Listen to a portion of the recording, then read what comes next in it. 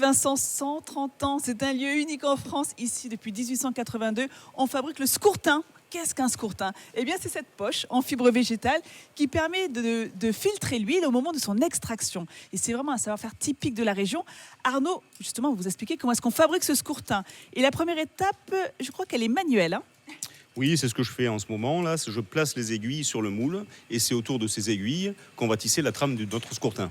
Donc vous êtes en train de créer le moule de notre futur scourtin. Et on peut aller jusqu'à combien d'aiguilles? Je vois qu'il y a beaucoup d'encoches. Oui, alors ce modèle-là a 39 aiguilles, mais on peut aller jusqu'à 217 aiguilles. Une fois que notre moule est créé, vous l'installez donc sur le métier à tisser qui est juste derrière nous, une machine inventée par votre arrière-grand-père. Oui, Ferdinand Fer est breveté en 1892. Ça a été une innovation, à la fois le tissage mécanique du scourtin, qui se faisait à la main avant, en vannerie, et puis l'introduction des cordes en fibre de noix de coco, très résistantes à l'eau et mécaniquement, qui ont permis au scourtin de durer beaucoup plus longtemps que ceux de l'époque. C'est la raison pour laquelle vous êtes passé à la fibre de coco. Ça ne pourrit pas au moment du contact de l'huile. Oui. C'est un très bon matériau et on l'utilise toujours aujourd'hui. On le voit là, il y a même du coco teinté ici, de la fibre de coco teintée. On en voit une trame qui est en train de se... Voilà, regardez, qui est en train de se créer sous nos yeux. Donc une fois qu'on a créé la première partie de notre futur scourtin, alors où est-ce que ça se passe? Parce qu'il y a beaucoup de machines ici, hein, Arnaud. Oui, alors là, ensuite, on va se transporter sur une autre machine. On vous suit, montrez-nous un petit peu où est-ce qu'elle se trouve cette autre machine. Ah, c'est juste à côté, c'est celle-là. Ah oui, et là, qu'est-ce qui se passe? Et là, je vais retirer les deux dernières aiguilles. Il y avait 39 aiguilles, mais il en reste deux. Et je vais retirer les aiguilles et remplacer par le fil de chaîne. Voilà. Donc c'est à ce moment-là qu'il ne faut pas déconcentrer Arnaud, hein, pour que les fils s'imbriquent bien dans la trame. Voilà, donc là, on a terminé l'opération. Et là, déjà, ça va ressembler à un scourtin à poche. Et là, on est vraiment dans le scourtin traditionnel, sans couleur, avec la fibre de coco naturelle. Oui, voilà, le scourtin tel que pouvait les faire mon arrière-grand-père. Et donc c'est à l'intérieur que l'on met... La pâte d'olive écrasée sous la meule. On empile les scourtins les uns sur les autres.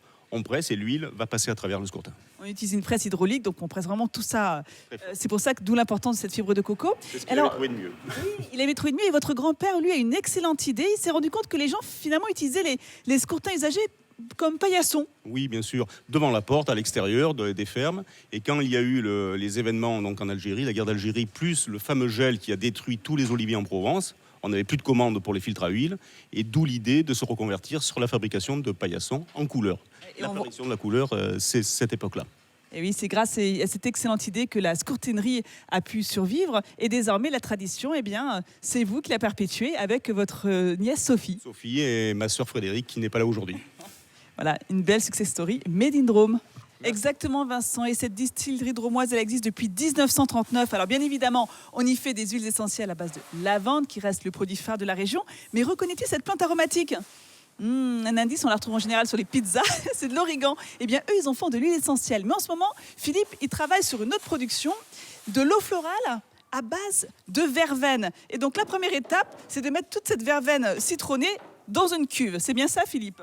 Absolument, c'est la première étape. Il s'agit de charger la cuve dans laquelle on va distiller cette verveine. Distiller, ça veut dire qu'on va utiliser de la vapeur d'eau pour aller chercher dans la plante les molécules odorantes qui la composent. Ça, c'est vraiment un produit phare de la région. Alors, est-ce qu'on peut voir le résultat final une fois qu'on a fini la distillation? Ben voilà, on obtient ces deux produits. Alors, expliquez-nous ce que c'est. Alors en fait, là, vous avez à la sortie du condenseur, une fois qu'on aura refroidi ce gaz qui aura extrait les parfums, on va avoir ces deux phases, la phase huileuse, l'huile essentielle, et puis la phase aqueuse qu'on va appeler l'eau florale ou l'hydrolat. Et les deux peuvent être utilisés, mais notamment ce matin, on travaille sur la verveine pour produire de l'eau florale qui pourra servir comme ingrédient dans les cosmétiques bio. Oui, c'est cette fameuse eau florale que l'on retrouve dans toutes nos crèmes, et en plus à base de verveine, donc autant dire une crème calmante. Et bien voilà, encore une belle entreprise qui met en valeur les produits de la Drôme et de la Provence de manière plus large.